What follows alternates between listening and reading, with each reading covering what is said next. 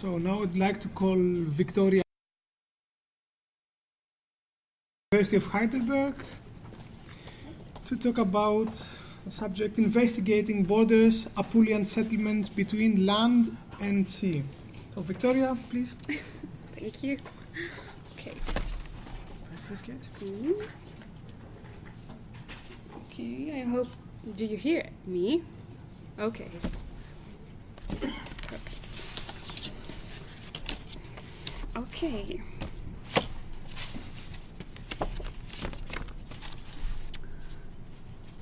So, I just take a little bit of water, sorry.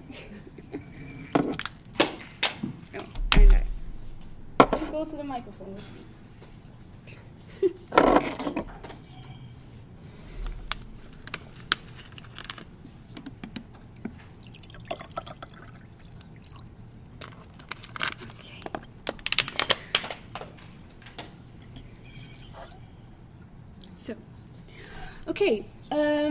Knowing that we're dealing with a topic that probably would fill a whole conference itself, I want to delineate the aspects that I'll present to you today.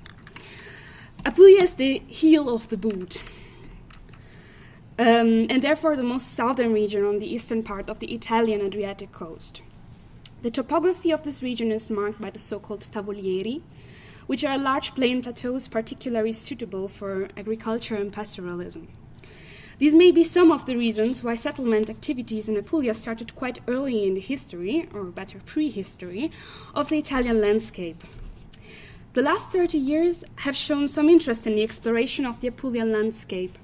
We owe the remarkable editing of the results of many fieldwork campaigns to the archaeologists like Alberto Cazzella and Giulia Recchia. The adjacent regions have recently been analyzed through geomorphological surveys, mostly conducted by Dutch researchers like Peter Attema and his fellows Martin van Leusen and Esther van Leeuwen. I want to mention them by name because it's due to their professional work and publishing that I had the opportunity of elaborating my thoughts relating to this topic. Research shows that the beginning of the 17th century BCE marks a pivotal point in the modalities of settlement activities in Apulia. The archaeological evidence confirms the establishment of long-term, sometimes fortified settlements, which seem to start specializing in the production and probably trade of particular goods. Most prominent, purple shells, amber, maybe olive oil, possibly copper and salt. Relating to the most prominent sites, my aim is to discuss the function of these specialized settlements, the necessary conditions for the process of specialization itself, and the relation between the often called inland subsistence-driven settlements and the coastal specialized settlements. The location of these specialized settlements is surely not a coincidence. Along the coast, with a rich hinterland, good protection and easy access to the Adriatic Sea, the sites rise on strategic and nodal points between Italy, and therefore Central Europe, the Balkan Peninsula and the Aegean regions.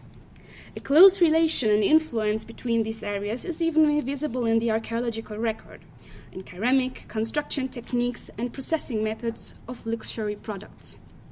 These are the reasons why it seems appropriate to talk about a region that does not even touch the Aegean Sea directly in a conference with focus on the high cultures of the Mediterranean Bronze Age. So let's start with the evidence.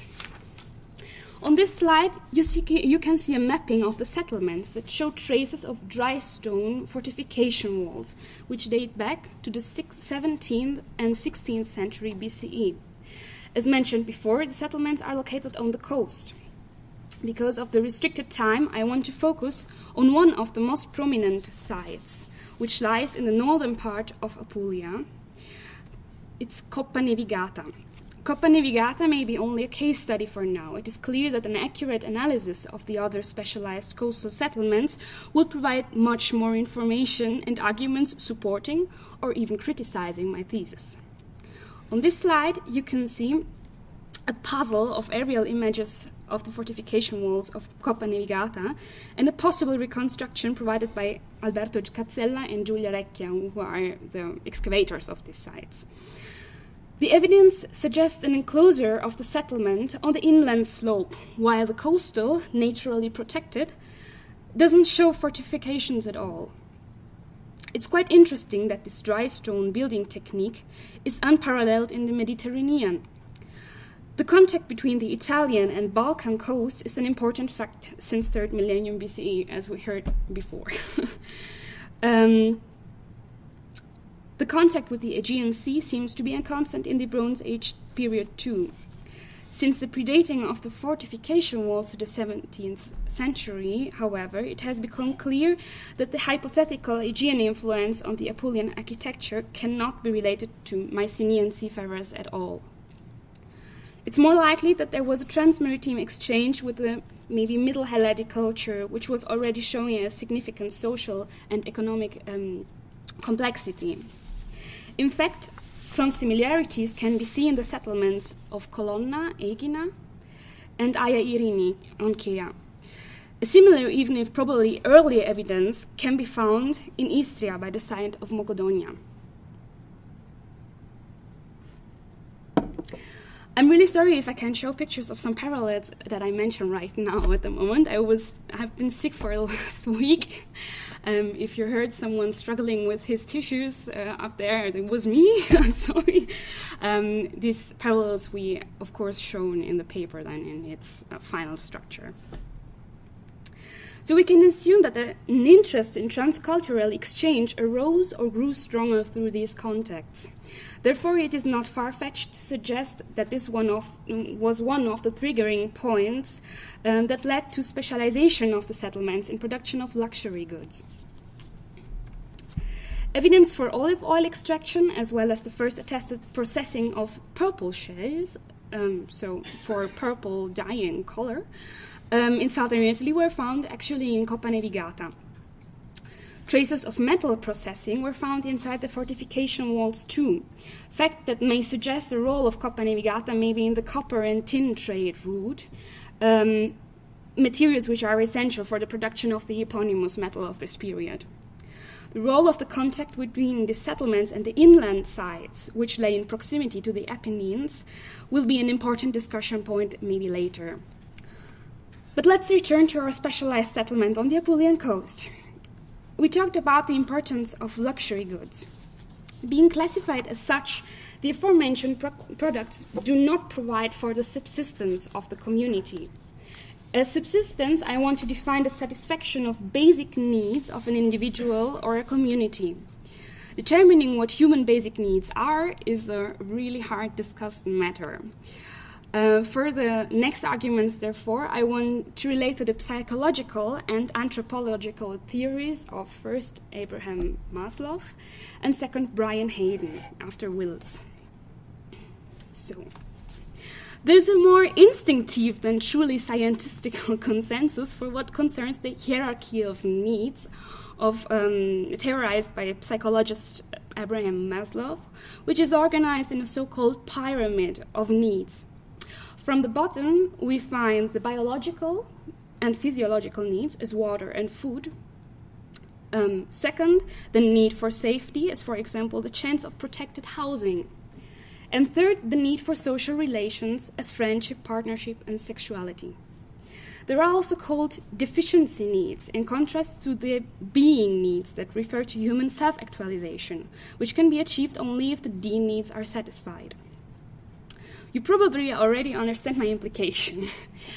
But before pulling the rabbit out of the hat, I want to enforce Maslow's theory through another one, which is closer to the archaeological world. Referring to the Neolithic Revolution, the archaeologist Brian Hayden defines, relying on Wills, that a community destabilized by famine or unable to ensure its subsistence is unwilling of taking the risk of using innovative techniques. Hayden criticizes in this case the thesis that such crises would have led to a progressive stabilization of sedentariness and agriculture. I think that this theory can be translated to the Middle Bronze Age too.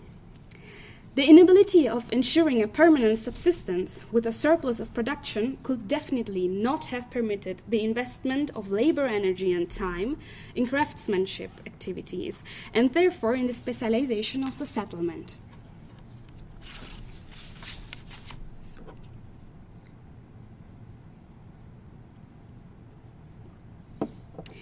as a consequence of this line of thought, we must ask the question of whether the coastal specialized settlements were autonomous in their subsistence or not.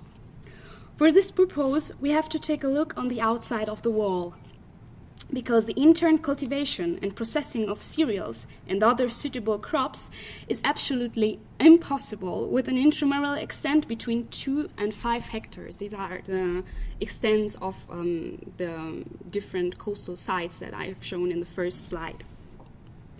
Even if we consider the probable cultivation of patches inside the fortification walls, it still would not be sufficient to guarantee the subsistence of an assumed population of a few hundred. These few hundreds are explained by Cazzella and Recchia in an article of 2013 and are based on anthropological and ethnological studies. So I am relying on them. For this kind of analysis, we must, however, first understand what we are searching for. By this, I mean that we have to take a look on what kind of cultivation was actually possible in Bronze Age Apulia. So, which are the most suitable crops? What kind of terrain do we need for the cultivation of these crops?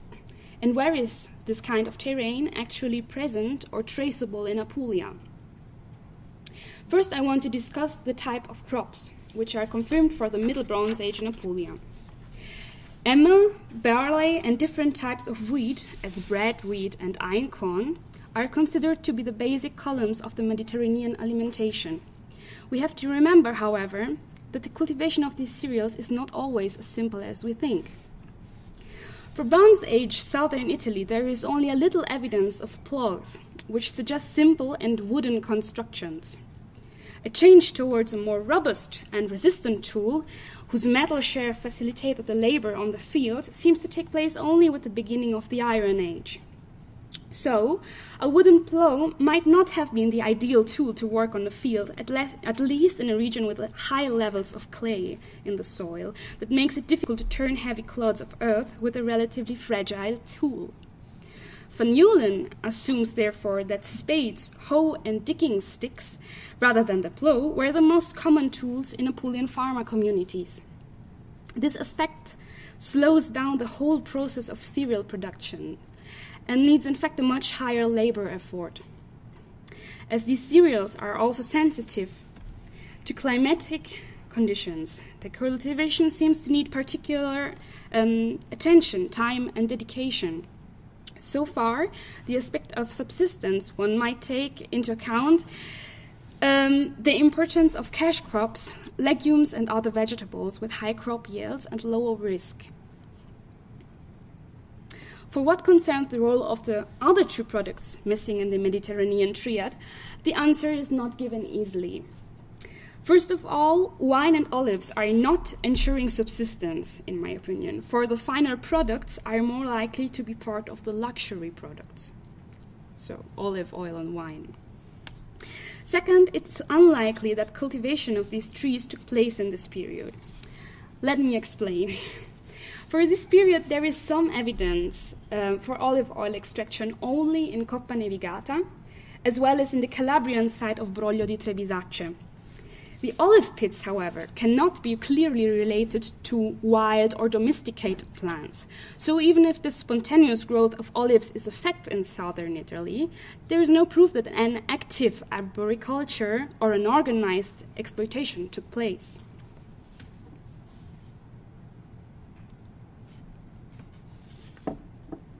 At this point, we should shortly discuss what kind of terrain the aforementioned crops need for cultivation, and where we can trace the best soil conditions in the Apulian region. These are a few, and I hope that you can mightily recognize what happens on these cards. It's actually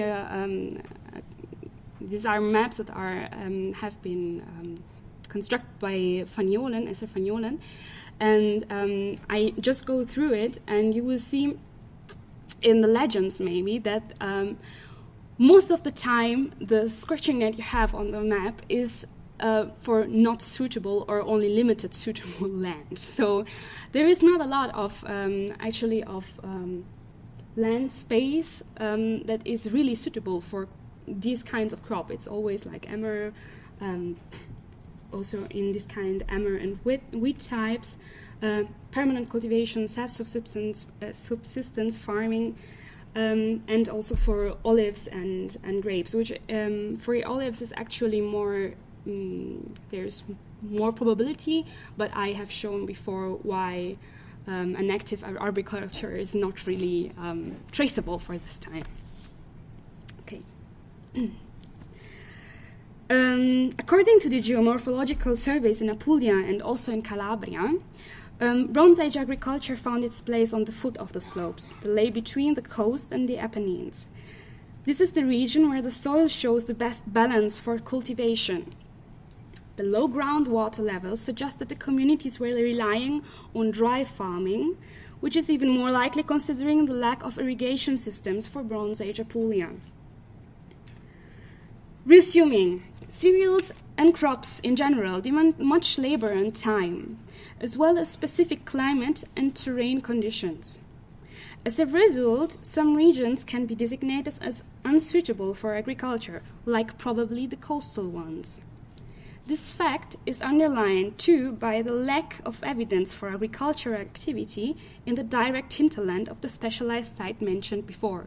So on the direct hinterland of Coppa Navigata, for now, there are no traces for agriculture work activities. We all know, although, that agriculture traces are hard to find in archaeological record, and I want to mention that. And then there is still some work to be done on surveying the inland sites of Apulia. But at this point, I want to suggest that the inland settlements play a fundamental role as sources concerning the alimentary subsistence of the specialized coastal sites. The few inland sites that had been detected through surveys in the last years, which you can see on this slide, seem quite different from each other. Even if the most of them are clustered in some points of the foothills, some seem to be long-term settlements, whilst others show a short-time persistence, so it's really different. The publishing of these sites is not really conspicuous, what makes it really difficult to analyze the features of these settlements. They seem, however, to have a higher rural function, whereas signs of specialization like the ones in Coppa Navigata seem lacking. There are, however, some little objects, like little amber and metal finds, of which I still haven't found some pictures. It's really difficult. I mentioned the publishing situation is not the best. That suggests, anyways, exchange activities with settlements that produced or possessed this kind of metals or materials. At this point, the role of the Apennine route must be mentioned again. I don't want to open an endless discussion on the trading route that may have connected or not the northern part of Italy and maybe Central Europe with the Mediterranean, for it's still an unsolved case of modern archaeology. Just let me suggest that the aforementioned sites could have played a significant role in the connection between the Apennine routes, however they may have been organized, and the coastal specialized settlements, interested in certain types of raw materials. With this, I just want to underline the fact that there are different reasons why inland and coastal sites might have been in some kind of communication. Insisting on the mentioned arguments, I think that we have to exclude the possibility that coastal sites like Coppa Navigata, with an intramural extent between only 2 and 5 hectares, and a supposed population of a few hundred, were able to develop subsistence strategies, specialized craftsmanship, warfare techniques like the fortification, and the trading market completely on their own. I want to suggest an active as well as indispensable contact with the hinterland settlements, which required, therefore, good blood between the two sides.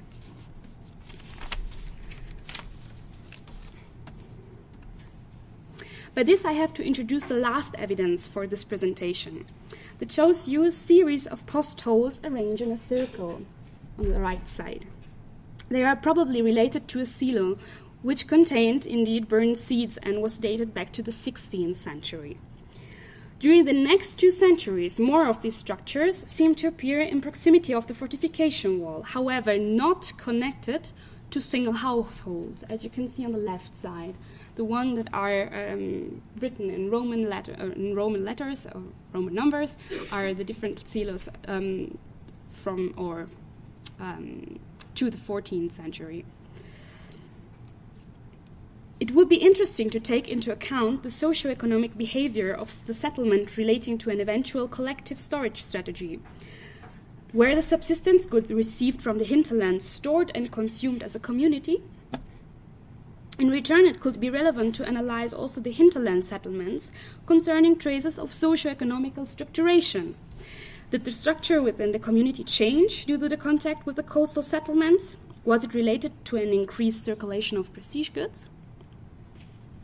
The combustion traces that show a destruction for the fortification wall of Coppa Navigata in the early Apennine period led research to think of a rivalry between the inland subsistence-driven settlements and the coastal specialized settlements.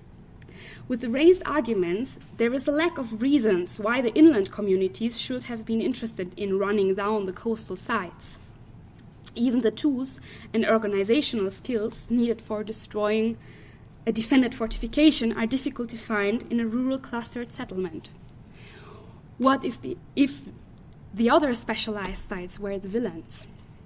This is, however, only an outline for thoughts yet to come. So it's I wanted just to summarize it up to show that I think that the specialized settlements on the coast of Apulia, for example, weren't able to sustain themselves in subsistence, and that the communication between these settlements and the inland has to take into account far more as it is taken at the moment.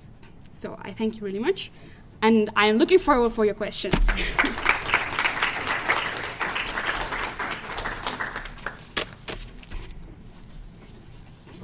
Thank you very much, Victoria. Questions?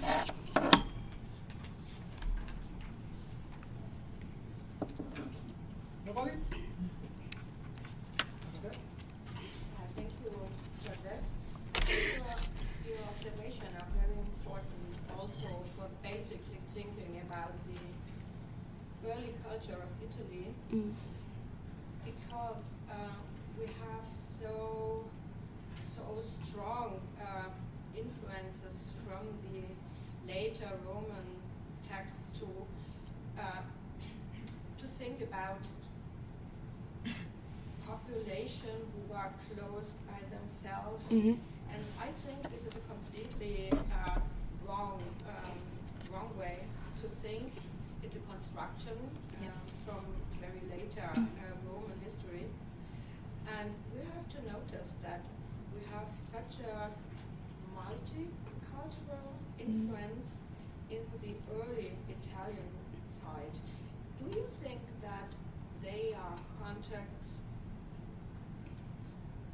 from Apulia to the Bronze Age Latium, for example? That's a really interesting question because in the last years there were actually, I show you again this, and maybe I go also back to the first slide after. It's quite interesting because we notice that the researchers like also Cazzella and Recchia are going away from the idea I'm only looking at the settlements in Apulia because I'm working on Apulian archaeology. So, for example, also in the survey for the inland settlements, we have an overgoing of how can you say it? Of these regional lines, let's say it like this, okay? And so we have settlements that are also have been detected in Basilicata and in Molise, so there is an interest in this. And also, if I go just 1 second to the first slide again, one of the main parallels that are made with Coppa Navigata in the literature is actually Tufariello, and Tufariello is on the other side, is on the other coast. And I think even if we're taking into account the importance of the Tyrrhenian way in the Middle Bronze Age, that there is Surely a contact. I think so. And also, this is a point that I tried to carry a little bit out because it's really discussed. The point of transhumance, of the pastoral activity in southern Italy that we all know is really long-aged, but we have several difficulties to track them. But if we think about the livestock and the breeding activities that we have, or we have it in these settlements. For Calabria, there are pollen analyses that show an intensive breeding for the Middle Bronze Age. So there is this kind of activity, and if we take in consideration the transhumance factor, we have also to take in consideration the fact that these people were moving through the Apennines. So there is this route, and I think that it's really important to take this into account. And even if I know that it's really difficult to track, yes. Yeah, I don't want to, one of my PhD students, an Italian colleague from you, Yes. was talking about the influences, early, late Bronze Age, and then early archaic influences in the Basilicata. Okay. And the transfer of different influences from outside inside, and the changing of the population or of villages there. So I will tell her to to go in contact with you, because I think it is very important that we are concentrated more on the interaction of whole Italy. You know better than me, or equal than me, that Italy has the problem that the research today is so divided in different superintendents. Yes. Yeah, and we have to force that we interconnect the researches of the various regions, and I think it is very fruitful. So. Yes. Thank you. Thank you. Thank you. Thank you, Professor Moderna. Any other questions? Well, I do have one. Okay. So you told that the level of the water is low, so it's really hard to irrigate and sometimes cultivate lands who need a lot of water. But how about the rainfall? That's what I mean by dry farming. I told that the ground level water is really low. So that means that we don't have a really wet soil from itself. And dry farming is actually the definition for farming that relies only on rainfall. Okay. So we have communities that are actually, or seem also in Calabria, relying only on rainfall or climate. Yeah.